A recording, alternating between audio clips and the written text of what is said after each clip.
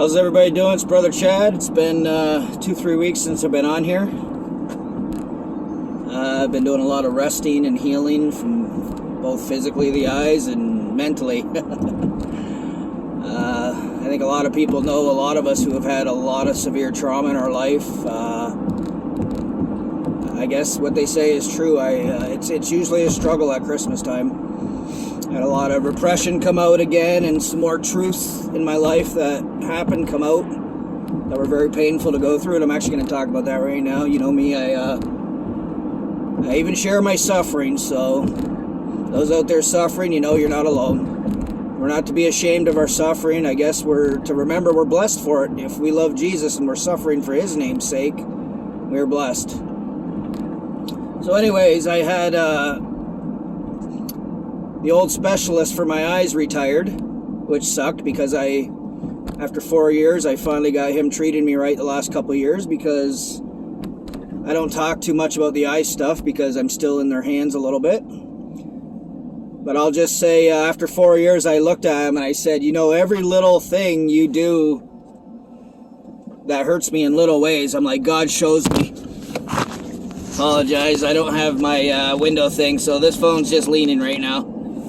I said, God shows me every little thing you do that's not right to hurt my eyes. Even though they're little things, I said, God shows me. And his eyes kind of bulged. And I said, how do you think I've been calling you out for all these things you've done that no one else would be to understand you're doing? Because the Lord literally shows me every little thing He does that's not right. Trying to make...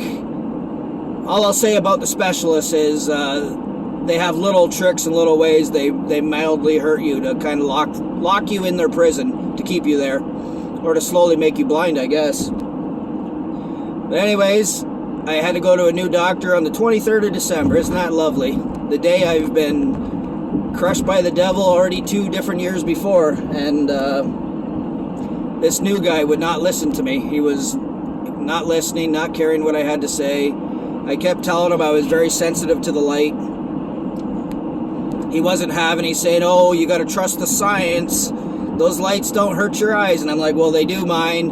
I argued with him for about 15 minutes. Finally, I'm like, I got to get the injection. That's what keeps my vessels from swelling and bleeding. So I let him do his light, and he purposely fried the center of my eyes.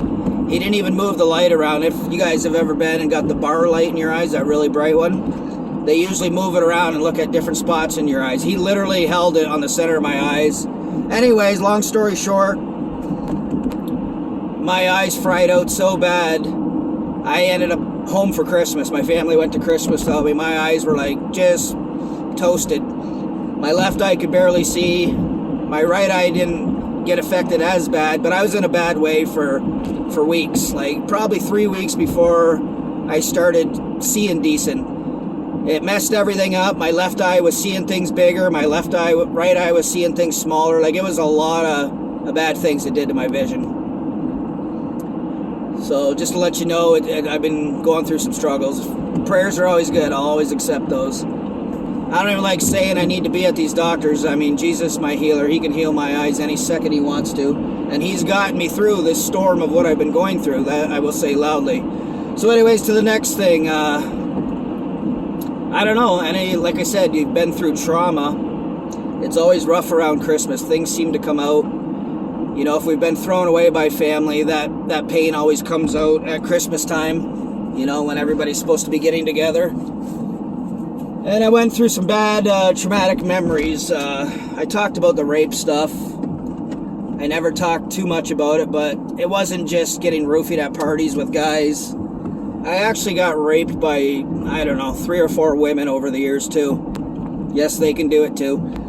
And so I had this memory before Christmas in my parents' home, my own home, when I'm 14 years old. And I don't know if I had a bad headache or what it was, and my mother gave me a little pill, but I went through this repressed memory where we had young men, you know, as young men we have those dreams where, you know, I don't want to give details, where we have young men dreams. And it felt like I was in a dream, like I was, I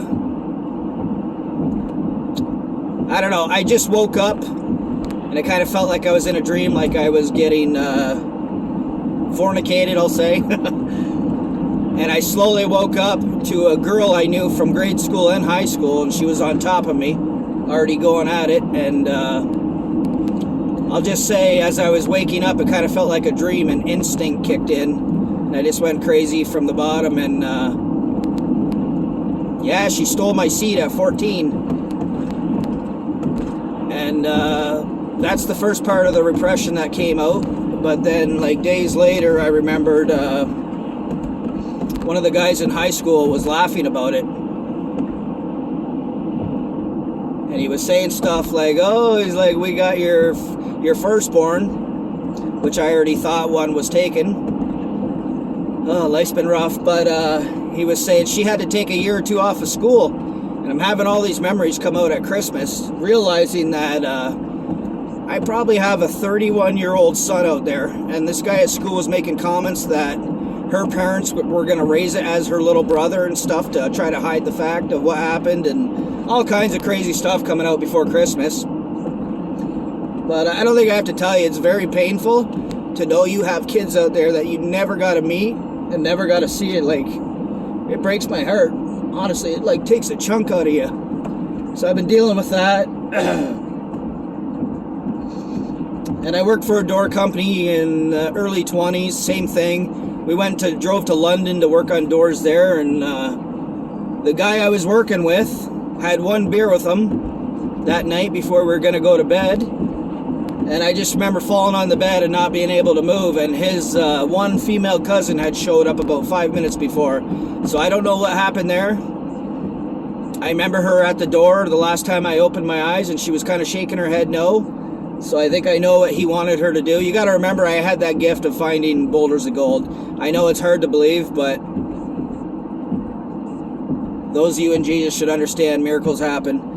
And we'll just say people thought they were going to get a child with gifts, right? So I kept getting raped even by women, hoping to get a special child with gifts.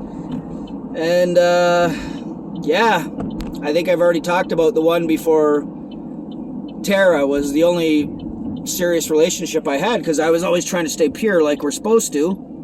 I actually thought I was a virgin into my late 20s, and that's how rough the last decade's been, and I wasn't even close to it. People took everything from me already. And yeah, the one before Tara stole a kid from me for sure too, because I seen her mom walking through Leamington down Erie Street with a little red-haired curly child that looked like me as a little kid, like a year after she left, which she was only there to get knocked up, and then she took off. And yeah, it's been painful to know you have children out there that you never got to know and never got to love, and you're not there to guide them to Jesus. Like, obviously I say prayers that all my children will be with me in heaven one day, but it's been very painful. I apologize, I'm trying to hold it together here, but this is horrible stuff they did to me. They shouldn't have done these things. And the Lord will avenge me, and I gotta forgive everybody, we know this. But anyways, I wanted to share these things. You know, I always listen to Gator 1111, he puts his heart out there, and I love that. There's nothing wrong with sharing your suffering. Somebody else is going through things that they feel so alone about. So I want to share those few things to start back into it. And I've got a rapture dream. I've got another dream that I thought was a rapture dream. It's not, I realized, which also came out, the truth in Christmas, is my second NDE I will be sharing. So a lot of stuff's been coming out in my mind lately, a lot of truths. 15 years of repression, and it's still coming out. So I guess I had a rough life. But all glory to God for getting me through it all. And I want to. I have a lot of other things I have to make and share. Apologize for the view. I have my my little phone device that locks onto the windows at home, so I just got this leaned in the dash right now, so it's not the best view. Anyways, I'm gonna leave it at that. There might have been some more repression, but I don't need to talk about it all. I love you guys. We are so close to going home. Like, I'm on my way ice fishing right now. I will just say the things going on at my house are so strong and so much getting shot through my house that my eyes literally go blurry when I'm home. So I've literally the Lord always provides a way. The ice actually froze for the first time in 4 years, so I've been taking ice fishing trips almost every other day right now to get out away from this garbage, and it's actually allowed my eyes to heal a little bit. So the Lord provides a way for us, however it is, and I love ice fishing, so I'm headed to do that right now. Love you guys. Take care.